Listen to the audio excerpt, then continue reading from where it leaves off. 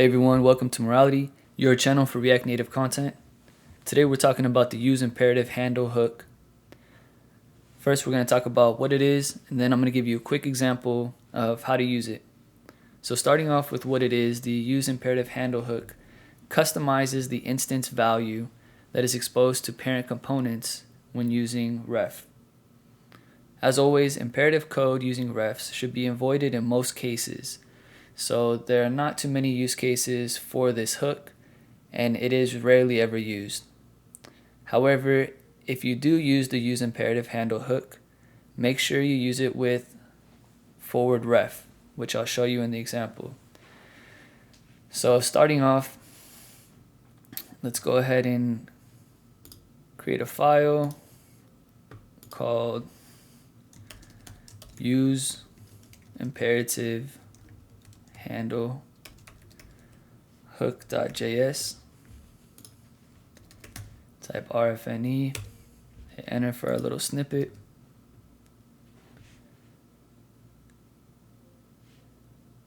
So let's go ahead and go into our components folder, or you could just do it in a separate file. Anywhere you want is fine. We'll call this custom component.js. Hit RFNE, use that snippet. And then app.js, we're going to use our useImperativeHandle hook and imported it there.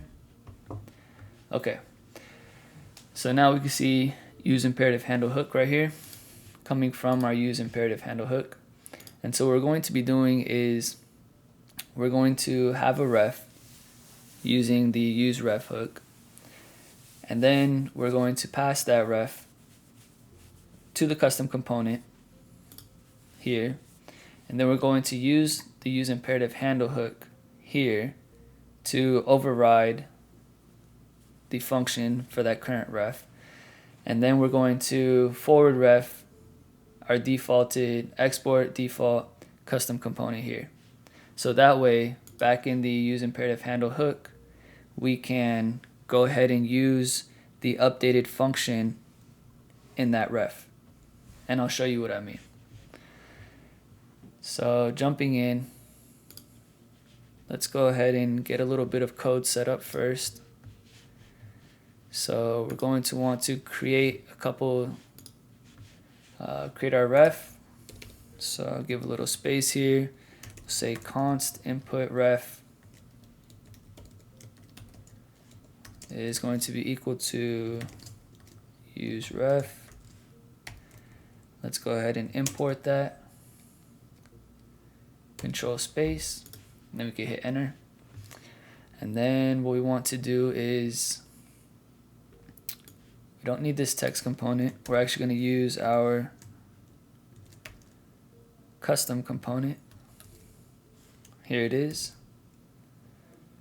So if you're unfamiliar with the syntax of the /component/custom component, what this is telling us is, let me go ahead and import it. So what you could see is ... that means go back a folder. So right now we're in the src folder. So that's going to take us out of the src folder into the root directory. Then we have the slash, we're going to jump into the components folder right here. And then in the components folder, we're going to select the custom component file. So that's how this syntax works. And this is self-closing. So let's put our slash here. Okay. Now what we're going to do is add a button. Just like that. As you can see, it was imported right here. That's also self-closing. So we're going to have a title. We'll call it alert. And then we're going to have an onPress function.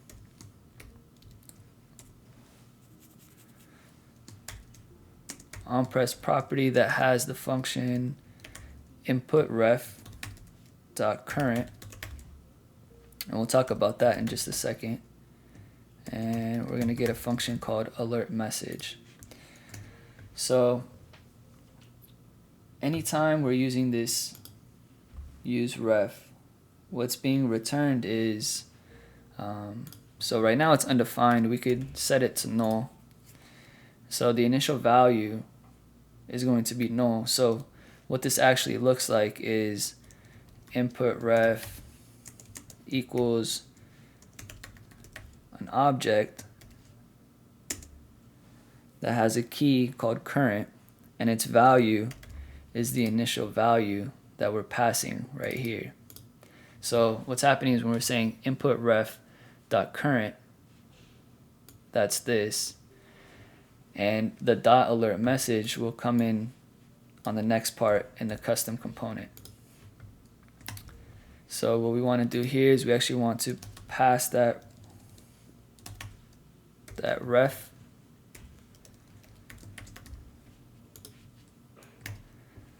So we're going to pass this property, we'll call it ref, which is going to have the input ref right here. So let's jump over to our custom component. Here we're going to have, we're going to use the useImperativeHandle here. So two things that we need to, let me not pass it so you could see what error pops up first. So let's call useImperativeHandle. I don't want the snippet.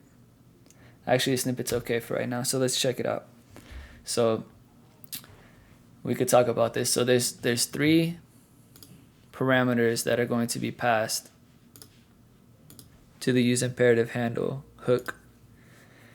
So the first one is the reference object ref that you want to override. The second parameter here is going to be a function which will be what is overriding the reference. And then the third parameter here, should say it's actually all of this right here. So this can be completely omitted to where only two parameters are passed to the useImperativeHandle hook. If that's the case, then this function will be refreshed or ran every time the component, so this custom component, is rendered. Now if you don't want that to happen, you can do this and you could pass an empty array. If you do that, then this function will only be ran one time. And then if you want this to rerun, dependent upon a certain value, for example, like say if we have a state value and we pass that through here and that value changes, say for example if somebody's typing text in a text input or incrementing a counter or something like that, you can go ahead and pass that value here, and then every time that gets changed or updated, then this function will rerun. So those are the three different parameters and three different ways that you can adjust or modify the last parameter. So let's get rid of this. This is kind of a messy way to write it, so let me clean this up a little bit. First thing we're going to pass is ref. Then we're going to pass the arrow function here, which this is going to return a new function, a new object with a function inside of it called alert message. Remember back here we put alert message. We could call this anything. So if you want a different name, that's fine, you can use that. And then we'll say we'll have an alert pop up when the button is pressed. And notice when I typed alert and pressed dot, it automatically imported alert from React Native. So if you run into an error and it's not working for you, check and make sure that alert is imported for you as well. Here I'm going to use backticks, and I'll tell you why in 1 second. message, put a new line right here. Okay. And I want this to run just one time.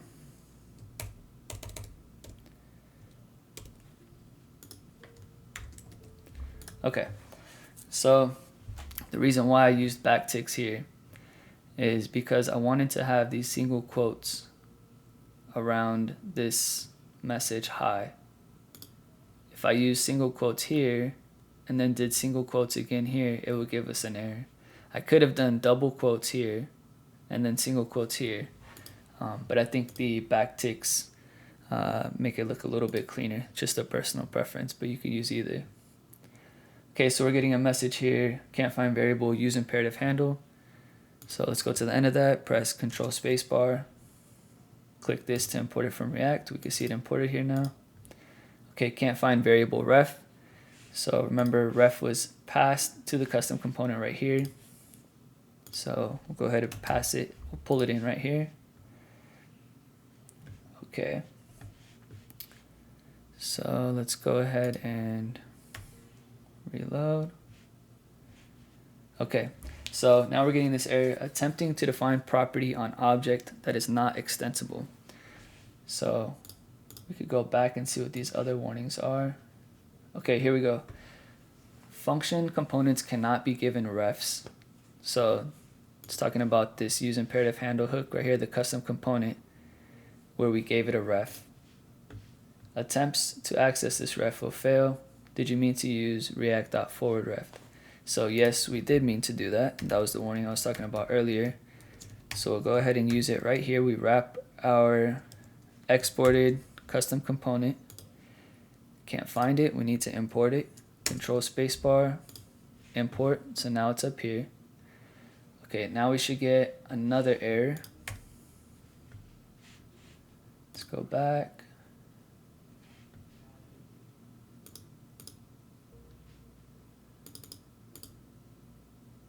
Here it is. Okay. Forward ref, render functions accept exactly two parameters, props and ref.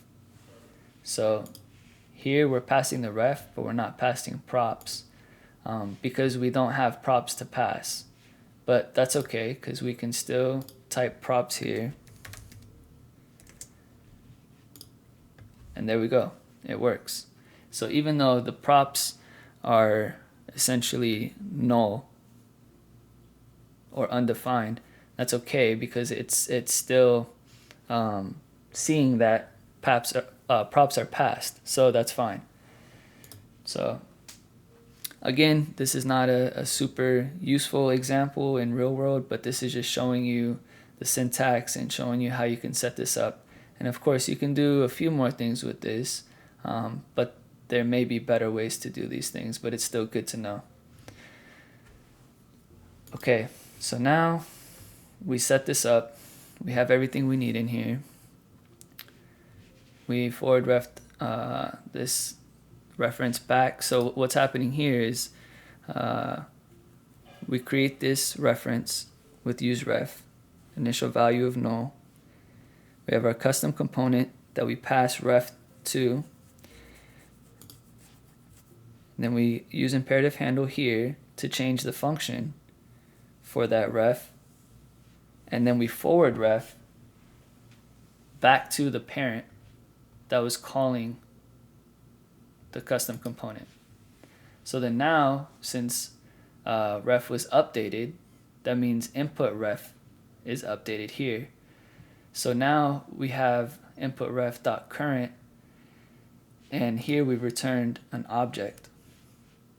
So that means we actually have input ref.current because we have this object, and then alert message, which is a function in that object. So that's why we're calling it like that. So now let's delete this text component. We don't need it. Okay. Then now when we press alert here, we should see alert message, new line, hi being displayed. And we do. Okay, so as you can see, that's a quick and easy, simple example of how to use imperative handle hook.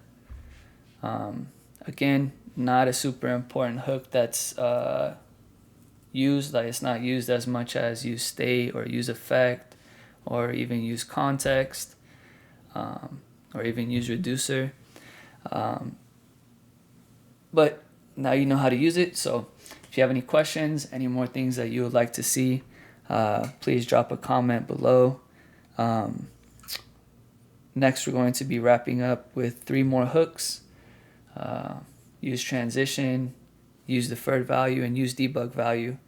So use debug value is going to come last, because that I'm going to show you how to set up a debugging environment in React Native. So we'll use that in tandem with that. And if you want to continue to see more React Native content, please like and subscribe. And yeah, let us know if there's anything else you'd like to see. Thank you and have a good day.